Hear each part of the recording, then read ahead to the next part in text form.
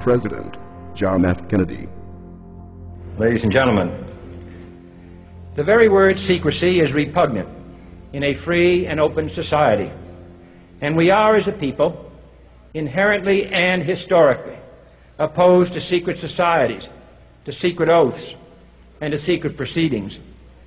We decided long ago that the dangers of excessive and unwarranted concealment of pertinent facts far outweighed the dangers which are cited to justify it. Even today, there is little value in opposing the threat of a closed society by imitating its arbitrary restrictions. Even today, there is little value in ensuring the survival of our nation if our traditions do not survive with it. And there is very grave danger that an announced need for increased security will be seized upon by those anxious to expand its meaning to the very limits of official censorship and concealment. That I do not intend to permit to the extent that it's in my control. And no official of my administration, whether his rank is high or low, civilian or military, should interpret my words here tonight as an excuse to censor the news, to stifle dissent, to cover up our mistakes, or to withhold from the press and the public the facts they deserve to know. For we are opposed around the world by a monolithic and ruthless conspiracy that relies primarily on covert means for expanding its sphere of influence, on infiltration instead of invasion, on subversion instead of elections, on intimidation instead of free choice, on guerrillas by night instead of armies by day. It is a system which has conscripted vast human and material resources into the building of a tightly knit, highly efficient machine that combines military, diplomatic, intelligence, economic, scientific, and political operations. Its preparations are concealed, not published. Its mistakes are buried, not headlined. Its dissenters are silenced, not praised. Its dissenters are silenced, not praised.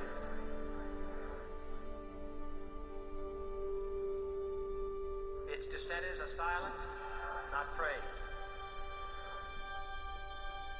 Its dissenters are silenced, not praised. Its dissenters are silenced, not praised.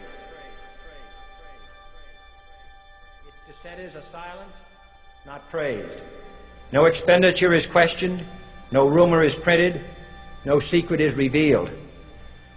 No president should fear public scrutiny of his program, for from that scrutiny comes understanding, and from that understanding comes support or opposition, and both are necessary. I am not asking your newspapers to support an administration, but I am asking your help in the tremendous task of informing and alerting the American people. For I have complete confidence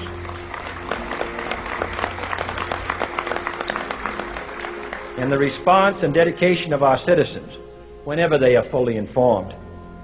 I not only could not stifle controversy among your readers, I welcome it. This administration intends to be candid about its errors, for as a wise man once said, an error doesn't become a mistake until you refuse to correct it.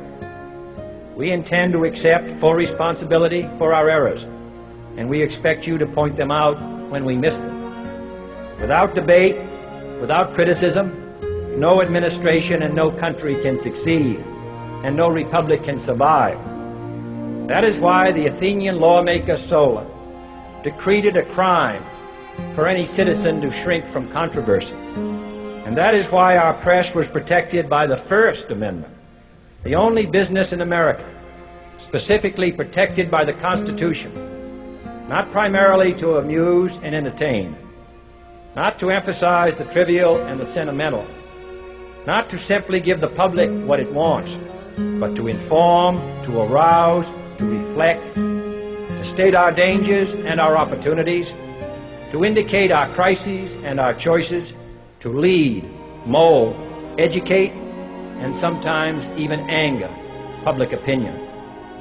This means greater coverage and analysis of international news, for it is no longer far away and foreign, but close at hand and local.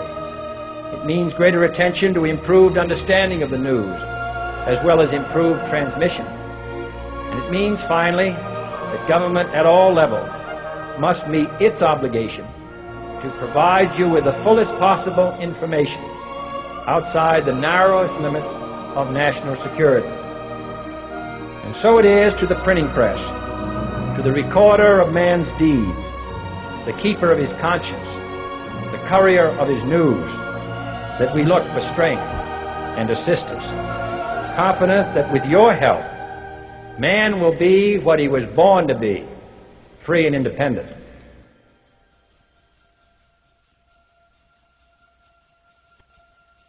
You were both in Skull and Bones, the secret society. It's so secret we can't talk about it. What does that mean for America? The conspiracy theorists are going to go wild. I'm sure they are. I don't know. I haven't seen the web. Number 322? You both were members of Skull and Bones, a secret society at Yale. What does that tell us? Not much, because it's a secret. Is there a secret handshake? Is there a secret code? I wish there were something secret I could manifest. 322, a secret number? There are all kinds of secrets, Tim, but one thing is not a secret. I disagree with this president's direction that he's taking the country. We can do a better job, and I intend to do it. And we'll be watching. Be safe on the campaign trail. John Kerry, thanks for joining us. And we'll be right back. It's good to be back at the Council on Foreign Relations. As Pete mentioned, I've been a member for a long time and was actually a director for some period of time. I never mentioned that when I was campaigning for re-election back home in Wyoming.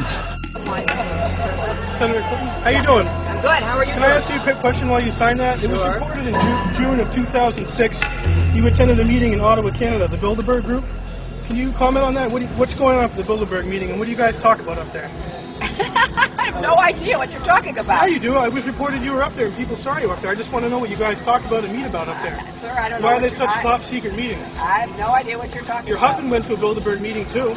I'm just wondering. I'm not being rude or anything. No, I just want to know what happens at these meetings. Well, since I wasn't there, I have no idea. Okay, thank you, Senator. Thank you. How are you? There you go. Thank you. Listen, I am a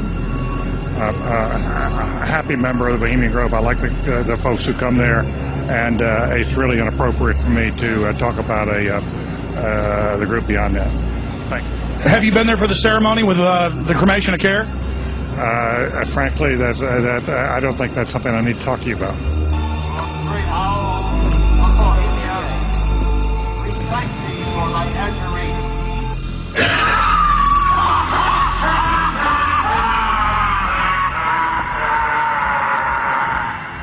Have you been there for the ceremony with the cremation of care? Frankly, I don't think that's something I need to talk to you about. Really? That's right. Well, I'm Alex Jones, and I snuck in there in 2000. I'm the guy that blew it wide open and got the video. It's been on national TV. Well, I disrespect you for that. You do? I do. But there's a lot of big public officials going in there. Don't we deserve to know? I don't know anything about you, and I don't know anything about your film. But if you go in there with an understanding, you violated that understanding by releasing that film, and I don't respect you for that. Really? But we have public officials. I'm sorry, you took an understanding when you went in there that you would not do that film. And did you have an understanding when you went in there? No. Did you crash it? Yes. Yeah, and it has no trespassing signs there too, doesn't it? No, they put them up after. Oh, I'm sorry. Just walked in. I'm sorry, sir. I've been there before. I know what the circumstances are, and I'm sorry you violated the understandings. That was not a gentlemanly thing to do. But what about the ritual? Is the ritual genuinely?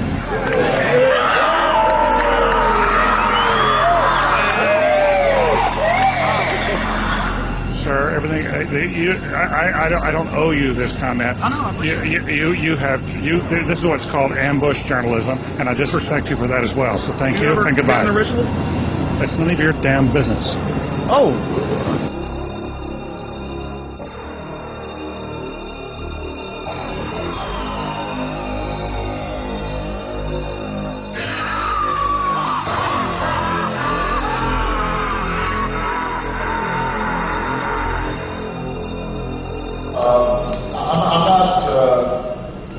The Council on Foreign Relations, I don't know if I'm an official member. I've spoken there before.